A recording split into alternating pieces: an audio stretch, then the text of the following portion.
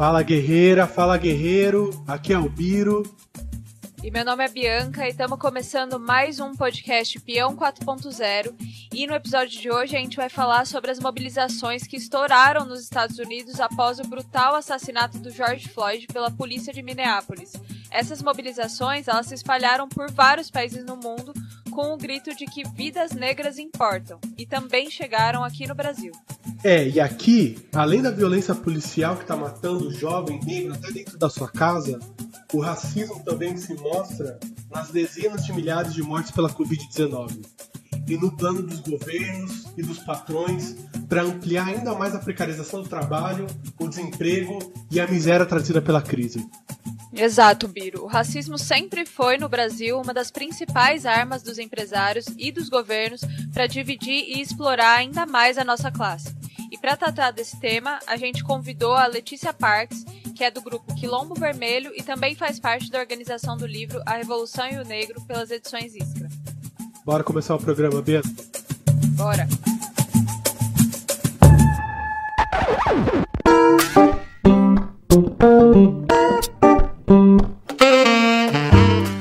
Eram responsáveis, sobretudo, pela circulação de objetos e pessoas através da cidade.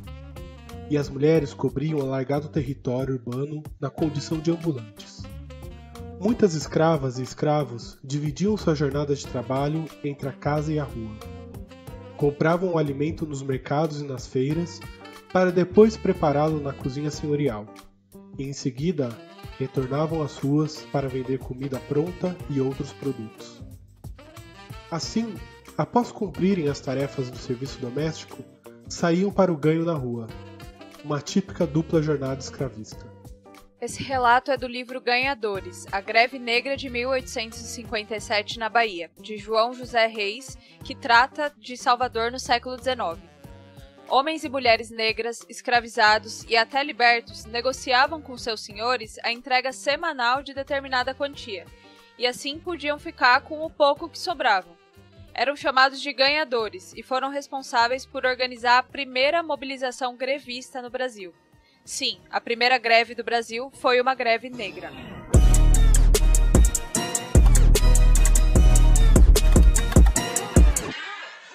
E não é mera coincidência a gente enxergar nos ganhadores uma semelhança com o exército de trabalhadores, em especial de jovens, que ganham e perdem suas vidas na Rappi, na iFood, Uber e nos inúmeros outros trampos por aplicativo e de trabalhos informais.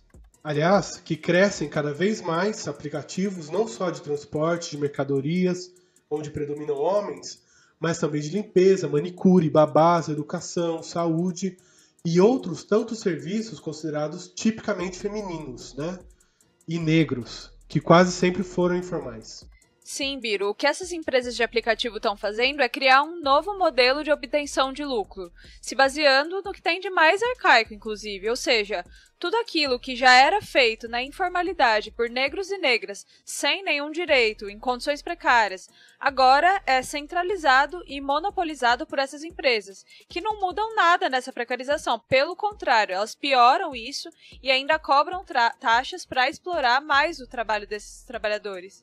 Esses aplicativos eles aparecem como única alternativa para milhares de jovens que se veem sem perspectiva de emprego, ou que estão subempregados pela reforma trabalhista, ou ainda com a renda rebaixada em meio a essa pandemia. E é exatamente por isso que quando a gente fala que vidas negras importam, a gente está falando sim sobre violência policial, que matou mais de 5.000 pessoas no ano de 2019 no Brasil, segundo os dados do Núcleo de Estudos de Violência da USP. E segue matando em plena pandemia. E a gente também está falando sobre precarização do trabalho. E é por isso que dá um ódio tão profundo ver empresas como Amazon, iFood, Rappi, postando quadrado preto em homenagem a George Floyd, quando são elas mesmas as responsáveis por reproduzir esse racismo que faz com que a população negra esteja nos piores postos de trabalho, ganhando menos que os brancos. Exatamente, Biro. Isso é parte do racismo estrutural, que os acontecimentos e estatísticas que vieram a público no último período de pandemia escancararam, né? Só que no Brasil, pessoas negras e periféricas são a maioria entre os contaminados pela Covid-19. Até mesmo os boletins subnotificados do Ministério da Saúde apontaram já em abril que os negros estavam em mais de 55% dos óbitos pela doença. Pois é, Bianca, num Brasil em que 31 milhões de pessoas não têm nem sequer água potável em suas casas, onde 74 milhões vivem sem coleta de esgoto, onde quase 6 milhões sequer têm banheiro em suas residências. Ou seja, uma situação completamente agravada com que a crise da Covid-19 atinge a maioria das famílias negras. E dos cerca de 730 mil presos atualmente, com maioria de negros, 40% sequer foram condenados. O judiciário e as forças repressivas são ágeis em prender negros, mas até hoje não responderam quem mandou matar a Marielle. Isso sem contar que na última amostra trimestral do IBGE apontou que o desemprego cresceu em meio à pandemia e que os negros e mulheres são os mais afetados. Os dados oficiais indicam quase 13 milhões de desempregados. Mas especialistas de sociologia do trabalho dizem que esse número pode chegar a 40 milhões. O nível de racismo é tão brutal que gera casos como o de João Pedro, jovem negro, 14 anos, assassinado dentro da sua casa com 70 tiros pela polícia. Ou de Miguel, que é uma criança negra de 5 anos que foi deixada sozinha no elevador pela patroa de sua mãe e caiu do 9º andar do prédio. Ou o caso de uma empregada doméstica, negra e idosa, que foi obrigada a seguir trabalhando e foi contaminada pelos patrões que voltaram de viagem da Europa. Inclusive, essa foi a primeira morte a ocorrer por Covid-19 no Rio de Janeiro. E vemos este caso do Miguel exatamente no Brasil, que é um dos países que possui mais empregadas domésticas do mundo, mais de 6 milhões. Entre elas, a maioria esmagadora de mulheres negras, que muitas vezes sacrificam suas vidas e suas famílias para atender os patrões. E ainda assim, quando aspiram para uma outra posição econômica e têm sonhos próprios, como de fazer uma faculdade, eles são desestimuladas e tratadas como objeto, como vemos nesse relato de uma universitária negra que era doméstica e que contrariou os patrões e as estatísticas racistas. Larissa, desse jeito que eu me sinto, tipo assim, eu até falo um pouco de... Nossa Vaninha também falou de questão disso, né, que você vê empregada doméstica, a maioria é negra e tal. Aí eu lembrei do dia, desde quando eu entrei, quando eu comecei a trabalhar, eu falei que eu queria estudar. E aí minha patroa, depois que eu observei que ela achava que eu só servia como objeto. Eu me comparo muito com relação à escravidão. Entendeu? Como era um objeto para ela. Tipo assim, ela queria ali, não queria que eu estudasse, entendeu? Que eu tivesse acesso à educação, entendeu? Porque ela queria que eu ficasse servindo para ela. Sabe? No dia, eu te contei, no dia que eu fiz o Enem, ela ficou insistindo para olhar a nota. Eu sabia que na aula de corte não ia dar para conseguir a bolsa, né? Aí ela assistiu tanto que eu fiquei sem graça, eu fui atrás assim, não, olha aqui no computador e tal. Eu fui e olhei. Aí, sabe, você de lado, assim, você vê, eu vi o sorriso no rosto dela, velho. Nossa, aquilo ali me deu tanto, mas me deu força também, entendeu? Aí eu lembro que ela ia viajar pra Europa, lua de mel, aí eu só falei assim, nossa, eu poderia ser muito ruim e estragar a lua de mel dela. Falar que, ó, depois você voltar, eu não vou estar aqui mais não, eu tô pedindo conta pra ela ficar com a cabeça quente e não aproveitar a lua de mel. Só que eu não sou uma pessoa ruim assim, né? Esperei ela voltar. No dia que ela voltou, antes de ir embora pra casa, eu já falei por nessa semana, dia de Páscoa, domingo de Páscoa. Eu pedi conta. E ela chorou. Mas aí foi isso que me deu força, entendeu? Pra lutar. Dá um nojo, dá um ódio ouvir esse tipo de história, né? E essa história se soma à história de inúmeras negras e negros que cansaram dessa humilhação, que cansaram de terem que se sacrificar imensamente para conseguir um emprego melhor, para conseguir estar numa universidade, enfim. Isso não é uma história individual, não é um problema individual, não, e portanto não é uma batalha individual, né? Não, é uma batalha coletiva, e é essa batalha que ressoa hoje nas ruas de todo o mundo. E esse racismo estrutural se agravou muito com a pandemia, e se soma ao autoritarismo e à negligência do governo Bolsonaro e dos militares, que em meio a essa crise profunda sanitária, sequer tem um ministro da saúde. Essa realidade ajuda a gente a entender o porquê um setor de jovens e trabalhadores resolveu sair às ruas em meio à pandemia, em meio à quarentena, nas manifestações antirracistas e antifascistas, para dizer basta. E a gente também estava nas manifestações de domingo e a gente coletou um depoimento dos entregadores de aplicativo que a gente queria colocar aqui para vocês. Companheiros, obrigado aí pela atenção, mais uma vez obrigado aí, mano, por vocês estar fechando, mano. Vocês não sabem como é que vocês ajudam, tá nos dando esse espaço pra gente falar, tá ligado, mano? Nós fundamos um grupo chamado Entregadores Antifascistas.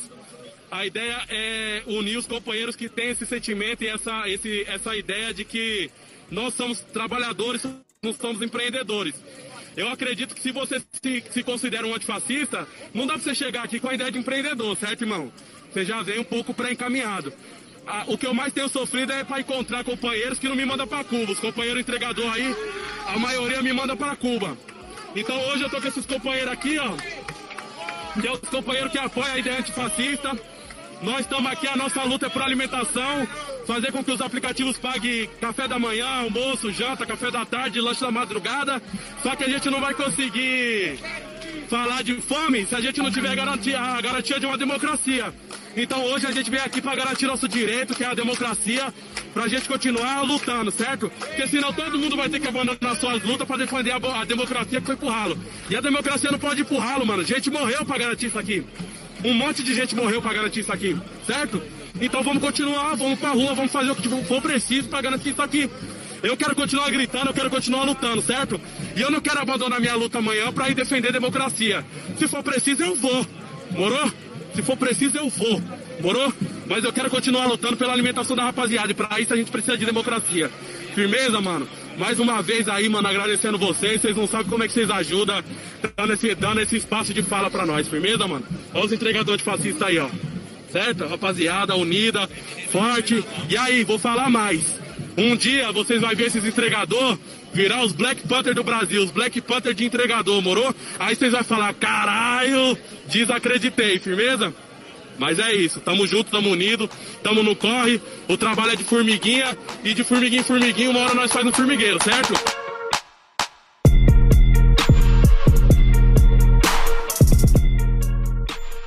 Meu, isso é muito forte, isso dos entregadores construírem os novos Panteras Negras. Porque foram justamente os Panteras Negras dos Estados Unidos o símbolo da resistência contra a supremacia branca e a violência policial nos guetos. Isso só reforça o que a gente começou dizendo no começo do programa. Porque mostra a farsa do mito de que os negros são passivos no Brasil e de que aceitam o racismo de cabeça baixa, isso de democracia racial e tudo mais. Temos que mostrar esses exemplos de luta que estão acontecendo hoje, recuperar a história, para mostrar que a população negra sempre se insurgiu. Como nessa primeira greve brasileira, ou mesmo queimando canaviais, construindo quilombos, sendo a linha de frente de uma série de revoltas em nossa história. Exatamente, Biro, e mostrar que os negros sempre foram parte também da luta da classe trabalhadora, né? Eu acho que uma coisa que me vem à mente bastante é no ato que os entregadores de aplicativo fizeram nessa última semana, em que chega a polícia para reprimir o ato, para falar que eles têm que sair da Avenida Paulista, e eles falam, não, aqui é tudo trabalhador, aqui é só trabalhador.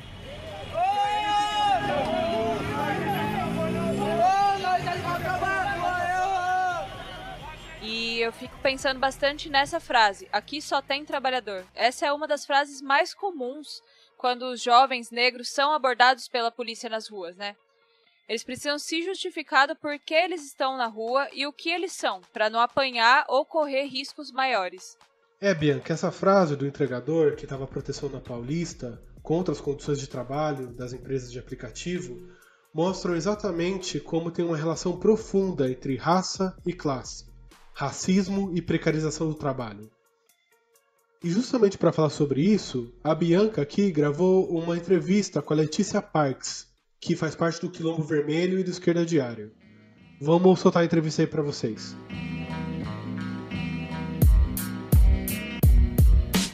Oi Letícia, seja bem-vinda aqui ao podcast Peão 4.0, é um prazer ter você aqui no programa.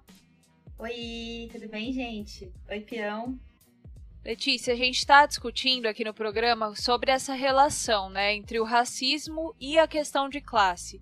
O que você pensa sobre isso? O que você vê de relação entre essas duas questões? Então, Bianca, eu acho que esse é um debate muito importante para a gente fazer aqui no Brasil, porque historicamente os trabalhadores brasileiros, eles são negros, né? A classe trabalhadora que originalmente no nosso país vem dos escravos que construíram todo o país, ela sempre foi negra, né? Depois ali do começo do século XX, ali nos anos 20, 30, comecinho dos anos 1900, né? A gente começa a ver a vinda de trabalhadores europeus aqui do Brasil e tal. Mas é importante a gente ver que a história da nossa classe aqui no Brasil está cruzada com a história da escravidão. Então, assim, termina a escravidão e o racismo ele continua como uma ferramenta do capitalismo, né? Uma ferramenta dos patrões, dos empresários. E como que a gente vê isso hoje? Tem vários dados que dá pra gente ver claramente essa relação bem materializada, por exemplo, nos salários. Os homens negros, eles chegam a receber de 30% a 40% a menos que um homem branco na mesma função de trabalho. No caso das mulheres negras é ainda pior. As mulheres negras elas chegam a receber 60% a menos que um homem branco, né? Então o racismo, ele funciona como uma ferramenta de aprofundamento da exploração capitalista. Então é através do racismo que os patrões, os empresários, os banqueiros, é através do racismo e do machismo, obviamente, né, que eles conseguem fazer com que os nossos salários sejam menores e, portanto, tenham mais lucro, né? Agora, também é muito importante a gente ver ainda mais historicamente, se a gente for olhar mais tempo atrás ainda, a gente vai ver que o próprio nascimento do capitalismo está casado com o racismo. Ou seja, isso que a gente está vivendo hoje faz parte da identidade, do DNA, das características mais profundas do sistema social que a gente vive. Porque, na verdade, os burgueses, que são os que fundam, né, o capitalismo, que superam as monarquias na Europa, etc., e começam a dominar política e economicamente a Europa, eles construíram a riqueza deles através da venda de escravos, através do roubo de terras que eram de camponeses, né, de famílias camponesas. Então, o nascimento do capitalismo, ele está atreladíssimo ao nascimento do racismo. Foi através do roubo de vidas humanas que o capitalismo se fez um sistema poderoso, internacional e dominante, né? Então, o racismo ele foi uma ferramenta muito importante para o nascimento do capitalismo, para todo o período da escravidão, que vai fortalecendo as principais potências capitalistas do mundo, a Inglaterra, a França, todas essas potências elas vão se fortalecendo como potências capitalistas através da escravidão. E depois, com o fim da escravidão, o capitalismo reinventa o racismo e passa a utilizar da forma como a gente vê hoje, né? E tudo isso que eu contei para você, Bianca, para o pessoal que está ouvindo aí o peão, eu recomendo que leia quem quiser, né? Tem um texto chamado De Onde Surgiu o Preconceito contra o Negro, que é do George Brightman, que foi um revolucionário, estudioso dos Estados Unidos, e ele escreveu justamente sobre esse tema, né? Esse estudo todo que eu falei, dá para vocês verem nesse texto dele, está no livro A Revolução e o Negro, que eu tive o prazer aí de organizar junto com o Marcelo Pablito e o Daniel Alfonso. Totalmente, Leti. É excelente esse livro e essa discussão, né, da relação entre o racismo e o capitalismo. E esse livro é emocionante, inclusive, porque mostra como a história do povo negro foi uma história de luta, né? Foi uma história de um povo que, sim, foi precarizado, mas nunca baixou a cabeça para essa situação, né? E sempre se insurgiu contra isso. E uma questão que eu ia perguntar para você também é que a gente citou aqui no podcast o mito da democracia racial, que é uma crença de que aqui no Brasil a gente teria escapado da discriminação racial vista em outros países, de que aqui a escravidão teria sido mais branda, de que aqui os senhores e os escravos conviviam pacificamente, enfim, e que por isso hoje seríamos todos uma só raça, e não é preciso falar de racismo, que é um absurdo completo, assim. Eu queria saber o que você pensa sobre isso e no que essa ideologia da democracia racial implica hoje pra gente. Uhum. Eu acho que a primeira coisa que a gente tem que comentar quando fala da democracia racial é que não existe essa história que a escravidão foi uma relação pacífica e tal, né? Para quem, bom, todo mundo estudou aí nos livros de história e tudo mais. Óbvio que os livros de história também mentem um pouco, escondem bastante dos crimes que foram cometidos, mas a escravidão foi uma relação brutal de violência, de estupro, de abuso do corpo, da mente de milhões de pessoas. Se estima que aqui no Brasil tenham sido roubadas, né? Eu falei ali quando você perguntou da relação entre o capitalismo e o racismo, só na América Latina vieram quase 10 milhões de escravos, né? É muita gente que foi roubada da sua terra para vir para cá. Só isso já é uma violência absurda. Depois você imagina essas pessoas existindo num país que elas não conhecem, com uma natureza que elas não conhecem, e com relações de trabalho de massacre, de assassinato, de tortura. Essas pessoas se rebelaram incansavelmente. E a tese da democracia racial está diretamente ligada a isso. Por quê que eu digo isso? Porque foi muito importante para a elite brasileira, quando acaba com a escravidão, criar algum discurso que unificasse o negro e o branco no Brasil. Porque, na verdade, o negro no Brasil, ele passa séculos se enfrentando contra a realidade da escravidão, organizando uma série de revoltas de todo tipo, de quilombo a envenenamento, suicídio, assassinato do próprio filho, para evitar que o filho virasse escravo. Ou seja, isso marcou a história brasileira. Quando a elite brasileira abole a escravidão, eles vão lá e falam, a gente precisa criar algum tipo de relação de paz entre essa galera toda. Então eles criam essa tese, que é a tese da democracia racial, como se não tivesse nenhuma dívida do Estado brasileiro com os negros, e essa tese, inclusive, vai convencendo as pessoas de que existe uma relação pacífica entre as raças, quando, na verdade, não existe. Ela é um discurso da elite que não se implementa na realidade. Desde sempre teve racismo no Brasil, e hoje está mais do que comprovado que o racismo é concreto, são os negros que mais morrem pela Covid, né? Então, mesmo que exista essa tese da democracia racial, é visível que o racismo existe e que ele divide a nossa classe. Como que ele divide a nossa classe?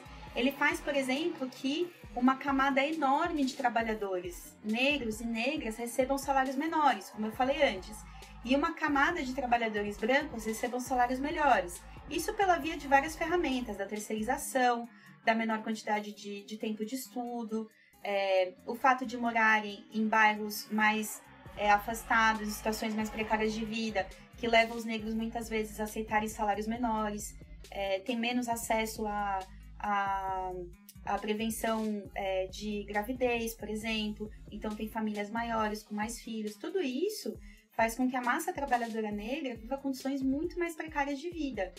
E que o próprio salário do branco, na verdade, esteja condicionado a isso. Pô, como assim? Ponto de interrogação na cabeça agora.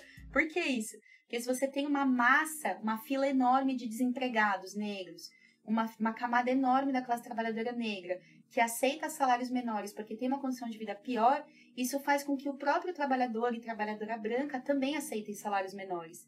Então, o racismo é uma ferramenta de divisão, de fratura, de precarização do conjunto da classe trabalhadora. Por isso que a gente entende que não é dizer o que diz a democracia racial, que somos todos uma raça, é reconhecer que os negros sofrem racismo e assumir a batalha contra o racismo como uma batalha do conjunto da classe trabalhadora, porque é uma violência contra o conjunto da nossa classe, da qual os negros são as principais vítimas. Então, cabe a cada trabalhador branco se irmanar das nossas bandeiras, lutar junto. Por isso que a gente está vendo, é lindo ver, né, tantos trabalhadores e jovens brancos pelo mundo lutando por justiça por George Floyd. Isso aponta o caminho para o futuro. Acho que tem que ser assim mesmo. Aqui no Brasil a gente tem que reproduzir esse ensinamento e entender que o racismo existe, que ele separa sim os negros e brancos. A polícia sabe muito bem quem é negro, a polícia não tem dúvida de quem é negro. Então a gente também tem que saber que o racismo existe, que está aí, e lutar contra ele como classe. Sim, Leti, acho que essa é a grande questão, assim, de que tá todo mundo refletindo, né, como que a gente consegue organizar essa luta e unificar as fileiras, né, da classe trabalhadora para conseguir vencer todos esses ataques que estão acontecendo e vencer esse racismo estrutural que está colocado no nosso país e internacionalmente. Estamos vendo aí vários países se levantarem contra, a população se levantar contra isso em vários países. Aqui no Brasil, eu tenho ouvido bastante uma galera falar que, enfim, aqui não vai estourar nada como Minneapolis, porque o brasileiro é pacífico, ou que aqui a gente não tem organização nem estratégia para isso e nunca vai ter, enfim. Eu queria saber o que você acha disso, assim, que as pessoas estão colocando. É bem engraçado, né, Bianca? Porque eu não comentei antes, mas isso também é um dos discursos da tese da democracia racial, de que o brasileiro é um povo pacífico, é um povo monótono, que isso vem da herança, da personalidade do indígena. A tese da democracia racial é nojenta e a gente tem que rechaçar ela por inteiro, inclusive esse aspecto, de que nós somos um povo pacífico. Isso não é verdade. Por que não é verdade? Porque séculos de escravidão no Brasil foram marcados pela luta negra. Inclusive, tem um dos outros teóricos, historiadores, que a gente também coloca no livro A Revolução e o Negro, é o C.L.R. James, que ele tem uma frase muito forte, que ele fala que o único lugar onde os negros não se rebelaram foi no livro dos historiadores capitalistas. Isso, eu acho que tem que abrilhantar, arregaçar nossos ouvidos e olhos e olhar para a nossa realidade e para a nossa história de outra forma. Sempre teve luta, sempre teve rebeldia, essa é a história do brasileiro. Por que essa teoria, ela nesse ponto, nesse aspecto, né, ela gera ainda mais ódio hoje? Porque, na verdade, a gente aceitar que não haja mobilização não pode ser, ou analisar que tem pouca mobilização e que tem pouca organização, não pode ser lançado sobre as massas negras e trabalhadoras do Brasil. Isso não é culpa do povo. A gente precisa ver que a nossa classe está nos locais de trabalho, sindicalizada, está nos locais de estudo, com entidades estudantis, e, na verdade, todos esses nossos representantes que deveriam estar a serviço da nossa luta, de organizar a nossa luta, hoje estão, na verdade, fechando os olhos para o fato de que as negras e negros são os que mais morrem pela Covid, para o fato de que a gente está sendo todos os dias assassinado deliberadamente pelo Estado, mostrando que o Estado capitalista não está junto com a gente na luta pela vida, e, na verdade, parece que os nossos sindicatos e entidades estudantis também não estão. Ou seja, a responsabilidade por organizar a nossa classe e romper a passividade, ela tem que partir, inclusive, da cobrança a esses setores. Por que eles não se movem? Então, não é culpa dos trabalhadores, né? É culpa dessas direções. O que a gente tem que discutir com todos os trabalhadores? Que a gente precisa superar essas direções que não oferecem alternativas de luta pra gente, tomar as nossas ferramentas de organização nas nossas mãos e se organizar para essa enorme batalha muito importante que está sendo dada internacionalmente contra o capitalismo, contra o racismo, desculpa, que também, né, é um traço do capitalismo, né? O que eu acho hoje também é que se a gente tivesse essa oportunidade de se organizar, é impossível saber o que poderia acontecer no Brasil, porque os negros já se mostram hoje como setores mais explosivos da classe trabalhadora, tanto na nossa história quanto hoje. A gente vai lá e os primeiros atos, as primeiras manifestações que tem no Brasil contra as medidas dos patrões em relação ao Covid, que foi, por exemplo, manter a gente trabalhando sem nenhuma segurança, foi justamente dos trabalhadores da saúde e entregadores de comida, né? O pessoal que trabalha aí para essa assassina da iFood, e todos esses trabalhadores, são maioria negros. Todos eles, trabalhadores da saúde, de todo o sistema de saúde, né? Que passa pela coleta de lixo, passa pelo auxiliar de enfermagem, pela limpeza hospitalar. Todos esses são majoritariamente femininos e negros. Depois você vai para os entregadores, você vê lá as imagens da Avenida Paulista, é emocionante aquele ato na Avenida Paulista, maioria negros. Ou seja, a gente já é parte do setor mais explosivo da classe. Agora a gente precisa tomar na nossa mão os nossos métodos de organização e colocar a nossa classe com seus métodos a serviço dessa batalha. Como que seria isso, Bianca? Seria a gente tomando a dianteira da crise sanitária, controlando a produção, por exemplo, dos locais onde a gente trabalha e garantindo que a gente não vai produzir mercadoria para o capitalista, mas vai produzir respirador para a massa que está aí sem respirador e sem UTI, que a gente vai unificar o sistema público e privado de saúde, estatizar e colocar serviço também do combate à pandemia sob controle dos trabalhadores. Tudo isso é colocar a força da nossa classe para impedir o massacre das vidas negras. Então, essa força negra, ela é enorme, ela é majoritária, a gente está espremido pelo racismo, e a violência que a gente sofre, ela tem a mesma medida de revolta para se comprovar numa enorme força que pode ser o pontapé, a ponta de lança e o grande motor de uma revolução no Brasil. Então eu tenho muita confiança de que, na verdade, nós não somos um povo pacífico, e que à medida em que a gente organiza a nossa classe, que a gente trabalha em unidade, trabalhadores negros e brancos, assumindo essa batalha juntos, como uma só voz, eu acho que tem muito para a gente mostrar e ensinar também para o resto do mundo, da mesma forma que Estados Unidos ensinou, do que é possível a nossa classe fazer para responder aos grandes dramas da realidade. Excelente, Leti. Muito obrigada pela sua participação aqui no Peão. É uma honra ter você aqui com a gente. Espero que você volte mais vezes para conversar com a gente aqui. E, muita força aí nessa luta. Tamo junto.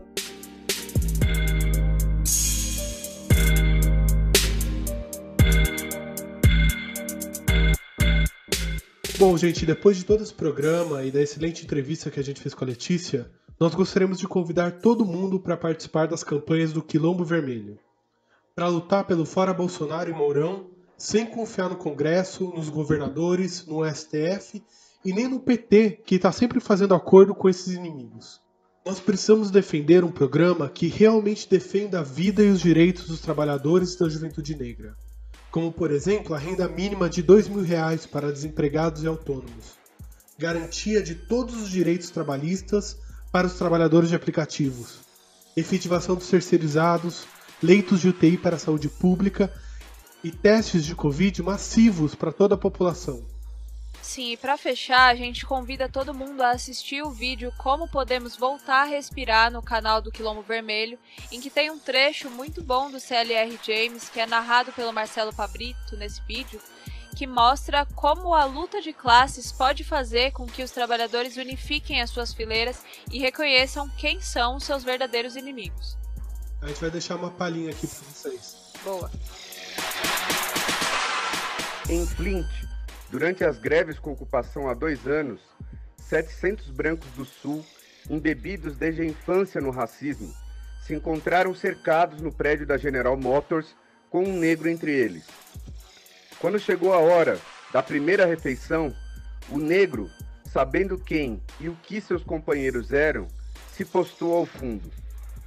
Imediatamente foi proposto que não deveria haver discriminação racial entre os grevistas. 700 mãos se levantaram juntas. Diante de seu inimigo de classe, os homens reconheceram que o racismo era algo subordinado e que não se poderia permitir que atrapalhasse a sua luta. O negro foi convidado a sentar-se primeiro e, depois que a vitória foi alcançada, na triunfante marcha para fora da fábrica, foi concedido a ele o lugar de destaque. Esse é o prognóstico do futuro. Na África, nos Estados Unidos, no Caribe, em uma escala nacional e internacional, os milhões de negros erguerão suas cabeças e deixarão de estar ajoelhados, escreverão alguns dos mais massivos e brilhantes capítulos da história do socialismo revolucionário.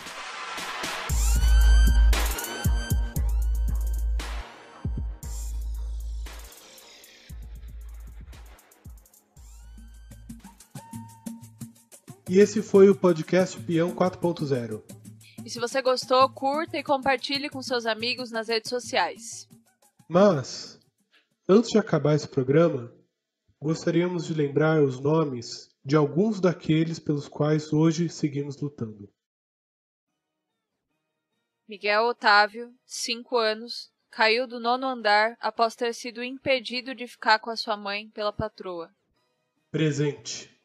Cláudia Ferreira, 38 anos. Foi arrastada por 350 metros pelo carro da polícia. Presente. Amarildo Dias de Souza, 47 anos. Desaparecido no Rio de Janeiro no dia 14 de julho de 2013, após ter sido detido por policiais militares. Presente. Marielle Franco, 38 anos. 4 tiros na cabeça dentro do carro voltando para casa. Presente. Pedro Gonzaga, 19 anos. Foi asfixiado até a morte por um segurança de supermercado. Presente. Agatha Félix, 8 anos. Baleada nas costas pela Polícia Militar do Rio de Janeiro. Presente. Evaldo dos Santos, 51 anos. 80 tiros de fuzil disparados pelo Exército Brasileiro contra o seu carro e de sua família. Presente. João Pedro, 14 anos. Morto por um tiro de fuzil nas costas pela Polícia Federal. Presente. Vidas negras importam. Justiça para George Floyd.